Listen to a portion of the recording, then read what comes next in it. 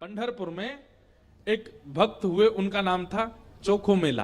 क्या नाम था? सब लोग सावधानी से इधर देखो, कोई आए जाए आप तब भी हमको ही देखते रहा करो। हाँ, ध्यान से कथा सुनो। तो चोखो मेला नाम के एक भक्त हुए पंढरपुर में।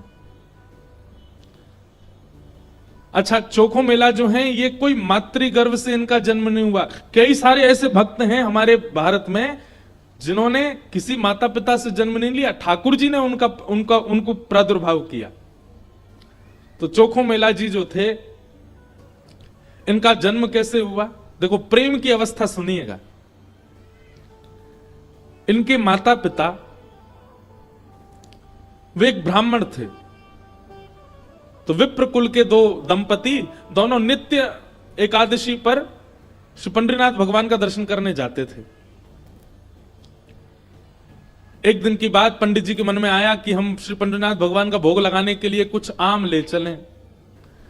तो आम लेकर के पंडित जी और उनकी घरवाली दोनों जब मंदिर जाने लगे, तो ठाकुर जी तो इतने प्रेमी हैं भक्तों के कि मंदिर तक आम लेकर के आए, तब तक ठाकुर जी से प्रतीक्षा नहीं हुई। भगवान एक ब्राह्मण का रूप धारण करके बाहर ही चले गए और बाहर जाकर के वो ब्राह्मण दंपति से कहने लगे, हमको बहुत जोर की भूख लगी है, हम बहुत दिन से भूखे हैं, आपके पास बहुत सारे आम हैं, इसमें से 2-3 हमको दे दो। अभी कुछ दिन पहले वृंदावन में मैं था, तो एक भक्त आया, वैष्णव आते मिलने। उसने कहा, महाराज जी, मैंने पहली बार सोचा कि मैं श्री जी को अमरूद का भोग लगाऊं, और मैं अमरूद लेकर के बड़े भाव से बरसाने जा रहा था। नहीं तो क्या हुआ? बोले, रास्ता में एक जगह टेम्पू रुका, हमारा ऑटो। इतने में महाराज जी बंदर आया और सबरे अमरूद फैला के और उनमें समेट करके भाग गए। और इतने सारे बंदर आए, सब लेके भाग, एक भी नहीं बचा। मेरा मन तो बड़ा खिन्न हुआ, श्री जी नाराज है मुझसे। मैंने कहा, अरे बाबड़े, श्री जी नाराज ना है, श्री जी से प्रतीक्षा ना है भाई कि तू ऊपर तक आवेगो, ऊपर अमरूद पधरावेगो, और कहीं ये बाहर खड़े पुजारी ने तेरे द्वारा दिए गए अमरूद बांट दिए तो श्री जी को तो भोग नहीं लग पाएगा। और ऐसा ही होता है, पुजारी जी को जो दे दो, पुजारी जी थोड़ी देर दिखा के ऊपर सब में बांट देते हैं। तो श्री जी ने कही, इतने भाव से अमरूद लेके आ रहा हो, तो श्री जी ने अपनी गुप्त सेना भेजी, बोले बीचते ही हरण कर लाओ। और मैं सबरे अमरूद बंदर लेके भाज गए, श्री जी ने पा लियो, भोग लगा लियो। तो जब कोई बहुत प्रेम, बहुत आस्था, बहुत बहुत भाव से ठाकुर जी को कुछ चीज अर्पित करने जाता है ना, वो मंदिर तक पहुंचे नहीं पाता, उससे पहले ही ठाकुर जी स्वीकार कर लेते हैं।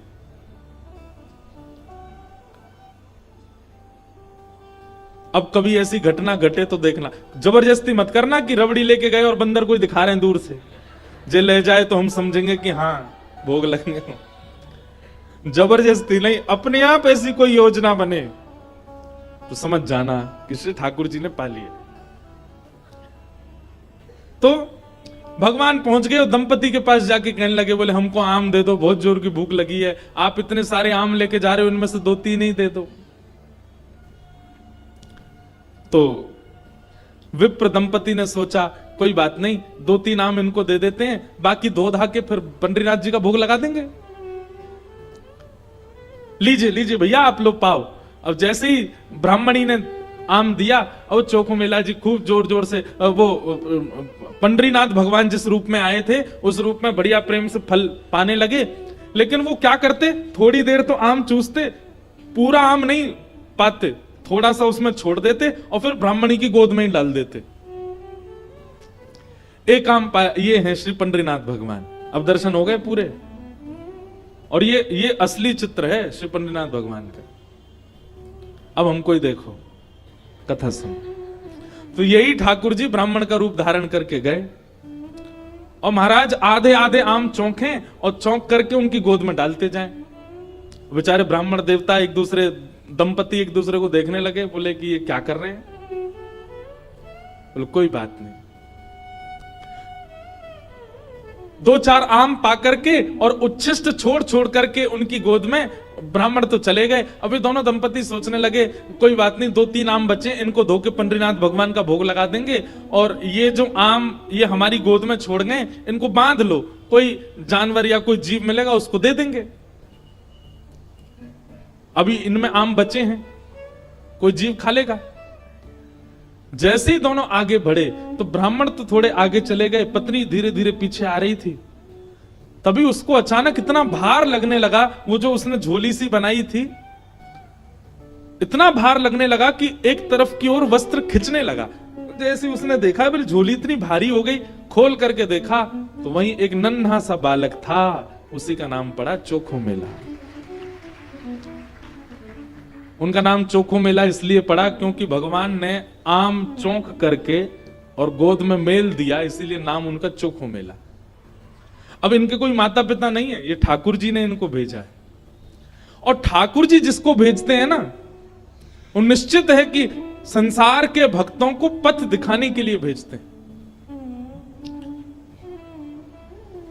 हमने एक चीज अनुभव की भैया, अधिकतर भक्तों के चरित्रों में देखा गया कि उनका जन्म सामान्य हमारी तरह नहीं हुआ, कुछ ना कुछ अलग होता है।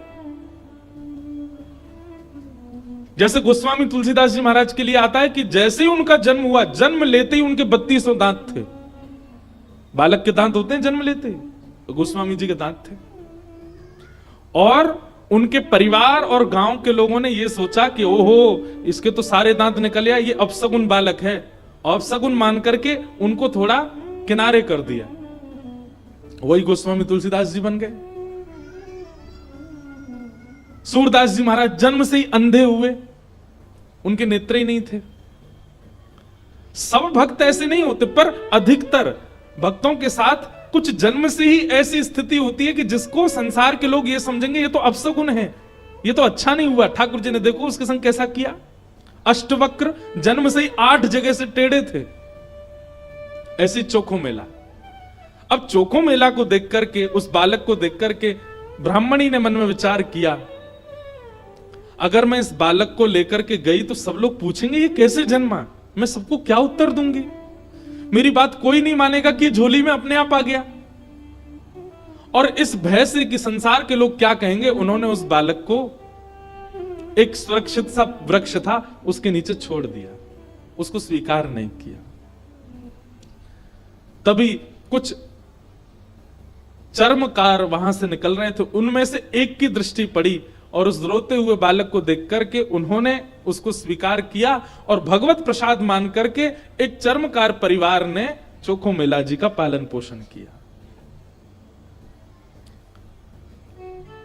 धीरे धीरे वो बड़े हुए। अब क्योंकि उनके माता पिता चर्मकार परिवार के हैं, इसलिए कई जगह उनको मंदिर में जाने से रोक दिया जाता। पर ठाकुर जी तो किसी की जात पात नहीं देखते ना, ठाकुर जी तो सबसे प्रेम करते हैं। बंधुओं, ये सब हमने बनाया, हम मानवों ने कर दिया है ये सब विभाजन। कई बार ब्राह्मण कुल में जन्म लेने के बाद भी उतनी पवित्रता शुद्धता नहीं होती है, और कई बार इतने श्रेष्ठ कुल में न जन्म लेने के बाद भी बहुत पवित्र होता है मानव। वास्तविकता यह है कि जन्म से हमारी जात पात नहीं होती है, हमारे स्वभाव से होती है, हमारे गुण से होती है, हमारे कर्म से होती है। सब लोग इधर देखो, ध्यान से सुनो। चोखो मेला जी अपने पिता के साथ में खेती बाड़ी करते थे। एक दिन खेती करते करते उनके मन में आया, इतने सुंदर सुंदर फल, इतने सुंदर सुंदर सब्जियां हुई हैं, मैं क्यों ना इन फलों को पंडरीनाथ भगवान का भोग लगाने ले जाऊं। तो उन्होंने क्या किया, एक केले के वृक्ष से खूब सारे केले ले लिए और एक झोला में बांध करके चल दिए। पंढरपुर से 12 किलोमीटर दूर उनका गांव था।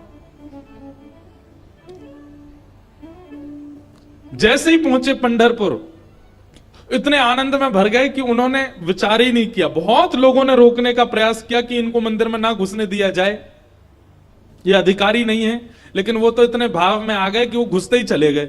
और जैसे भीतर पहुंचे महाराज, लोगों ने घेर करके चोखो मेला जी को पीट दिया, बहुत मारा। उनके वस्त्र फाड़ दिए, सिर में चोट लगी, हाथ में चोट लगी, पैरों में चोट लगी, सब जगह इतना जख्म दे दिया।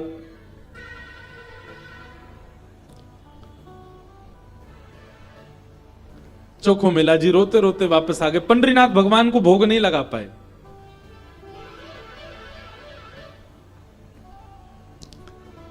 शाम का समय, चोखो मेला जी अपने सब घावों को, जहां जहां से रक्त निकल रहा था, साफ कर रहे थे और गुस्सा कर रहे थे। बोले अब नहीं आऊंगा आपके पास, बैठ गए हो, ईंट के ऊपर खड़े हो गए हो, इतने सारे अपने आगे जो है धर्मशास्त्र के मर्मज्ञ लगा दिए हैं, वे सब जात पात देख करके दर्शन कराते हैं।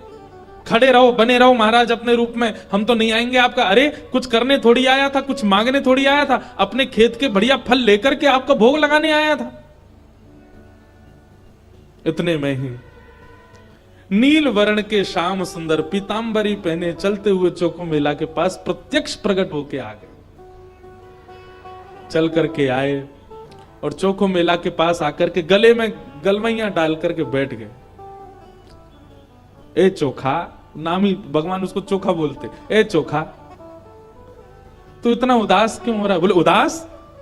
इतना पिटवाया हमको, हाथ पांव सब तोड़ ताड़ दिए हमारे, और अब मेरे घर आ गए हो, मेरे गले में गलवैयां डाल करके बैठे हो।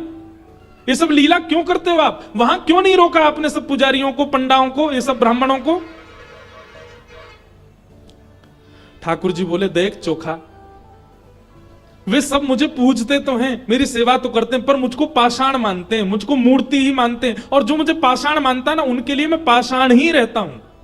उनके लिए ना मैं बोलता हूं, ना मैं हंसता हूं, मैं बस एक टक खड़ा रहता हूं, ना मैं खाता हूं, ना मैं पीता, कुछ नहीं। तू तो मुझे पाषाण नहीं मानता ना, तू तो मुझे साक्षात ठाकुर जी मानता है, इसीलिए तो अपने अपने अपने बगीचे के फल लेकर के मेरे पास आया। वहां बहुसंख्यक पाषाण मानने वाले लोग हैं, इसलिए मैं उनके सामने बोला नहीं। एकांत में जब तू आ गया तो मैं तेरे पास आ गया। चल चोखा, अब तू मुझे अपने अपने आंगन के फल खिला दे।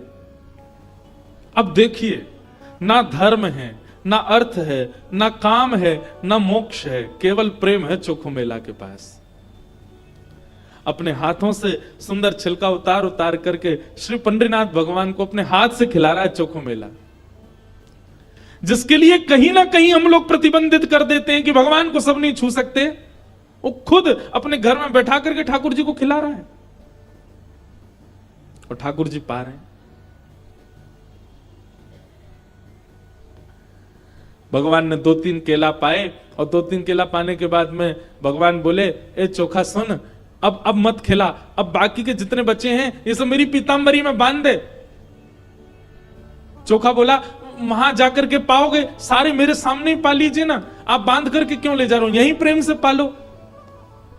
पंडरीनाथ भगवान बोले, अरे मैंने अपना तो पा लिया, ये बाकी के तो मैं पंढरपुर में रुक्मणी जी बैठी हैं, वो भी भूखी हैं, उनके लिए ले जा रहा हूं, उनको जाके मैं पवा दूंगा। आज चोखा, तेरे ऊपर इतना प्रहार किया ना सबने, तेरे ऊपर इतना अत्याचार किया सबने, इसलिए मैंने और रुक्मणी जी ने आज भोजन ही नहीं किया, हम दोनों भूखे हैं। अब मैंने तो पा लिया, अभी रुक्मणी जी के लिए ले जाऊंगा। चोखा मेला खूब रोने। अब मैं यहां तो गा नहीं सकता, मुझे आते भी नहीं, मराठी में इतने सुंदर सुंदर पद हैं उनके। भगवान अपनी पीतांबरी में केले बांध करके पंढरपुर आ गए और पंढरपुर में आकर के रुक्मणी जी को पवाया। प्रातः काल ब्रह्म मुहूर्त में जैसे ही कपाट खुले श्री पंडरीनाथ भगवान के, चारों ओर केले के छिलके पड़े हैं और केले के छिलके देख करके सब पंडा पुजारी बोले हम तो कपाट बंद करके गए, ये केला के छिलका यहाँ कैसे पड़े हैं, ये कौन लेके आया? तभी एक उनमें से बोले कल वो आया था ना, एक चर्मकार का बालक, वही अपने संग बांध के लेके आया था इतने सारे केले, उसको सुबह तो हमने मार पीट के भगा दिया, निश्चित ही वो कहीं से रात में आ गया है और रात में आकर के सब यहाँ खा करके गया है ठाकुर जी के आगे। उसका उद्देश्य तो गर्भगृह को बेकार करना ही था, इसलिए ये सब हुआ है, ये उसी ने किया है।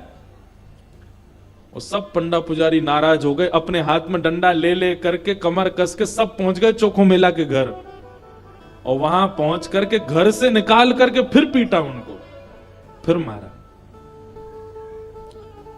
कितनी परीक्षा लेते हैं ठाकुर जी, हम तो नेकाद में घबरा जाते हैं।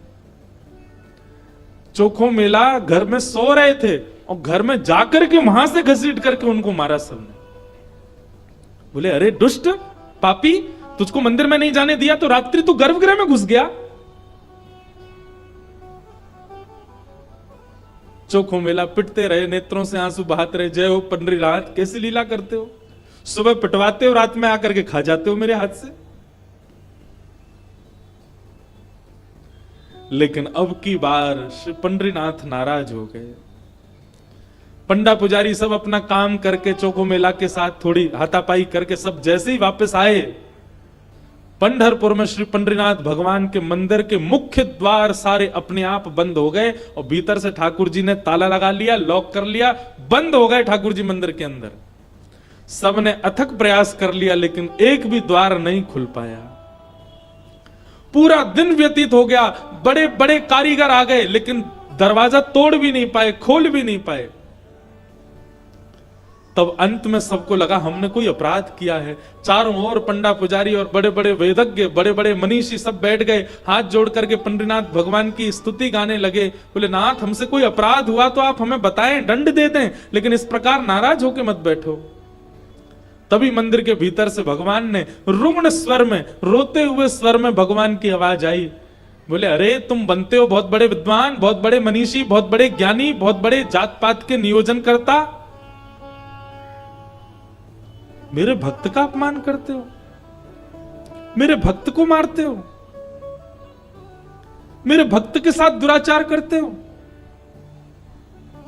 नहीं देना मुझे किसी को दर्शन। और अब जब तक पृथ्वी है तब तक यह मंदिर बंद ही रहेगा, मैं भीतर ही रहूंगा। जो मेरे परम वैष्णव भक्त होंगे उनके लिए द्वार खुलेंगे, वो अंदर आएंगे, बाकी सब बाहर खड़े रहो। सब वैष्णवों ने प्रणाम करके कहा नाथ ऐसे नाराज मत होइए, आप बताइए हमसे क्या अपराध हो गया है, उसका प्रायश्चित कैसे होगा, कृपा करके बताओ। भगवान बोले मेरे चोखो मेला को जिस प्रकार तुम लोगों ने सबने जुट बना करके जाकर के उसको मारा है, अब तुम सभी वेदज्ञ, तुम सभी ब्राह्मण, तुम सभी श्रेष्ठ जन पाल की सजा के लेके जाओ और चोखो मेला को बिठा करके नाचते गाते उत्सव जैसे एक मेरी पाल की सवारी निकालते हो, ऐसे चोखो मेला की सवारी पूरे नगर में घुमाते हुए मेरे सामने लेकर के आओ, तब मेरे द्वार खुलेंगे, तब मैं तुमको क्षमा करूंगा, नहीं तो नहीं करूंगा। बड़े बड़े विद्वान, बड़े बड़े ब्राह्मण, बड़े बड़े वेदज्ञ, बड़े बड़े मनीषी भगवान की आज्ञा मान करके गए और चोखो मेला जी को जाके प्रणाम किया। एक दिव्य सिंहासन से युक्त पालकी में चोखो मेला जी को विराजमान करके नाचते गाते हुए, आनंद करते हुए, उत्सव जैसे ठाकुर जी का उत्सव मनता उससे भी अधिक उत्सव मनाते हुए चोखो मेला को लेकर के आए। और जैसे ही पंडरीनाथ भगवान के सामने पालकी पहुंची, अपने आप मंदिर के सारे द्वार खुल गए और मानो आज लग रहा था कि भक्त भगवान का नहीं, भगवान भक्त का दर्शन कर रहे हैं, भगवान चोखो मेला का दर्शन कर रहे हैं।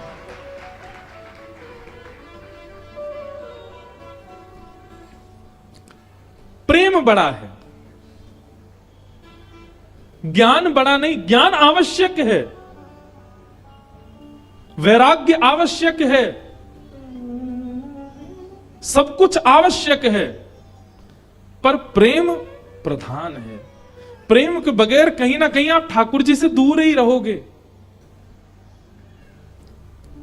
इसलिए भैया ज्ञान बहुत आवे इसकी कामना मत रखो, हमारा जप बहुत बने इसकी भी कामना मत रखो, हमारा नियम बहुत बने इसकी भी कामना मत रखो, हम नित्य तीर्थ जाते रहें ऐसी कामना भी मत रखो। कामना केवल एक रखो, हम जहां भी रहें, जैसे भी रहें, जिस स्थिति में रहें, हमारा प्रेम सदा बढ़ता रहे ठाकुर जी के प्रति। और श्रीमद् भागवत प्रेम प्रकट कराने वाला ग्रंथ है। ज्ञान चाहिए तो अन्य शास्त्रों को पढ़ लीजिए, वैराग्य चाहिए तो अन्य शास्त्रों के पास चले जाइए, लेकिन प्रेम चाहिए तो भागवत जी की शरण में आइए।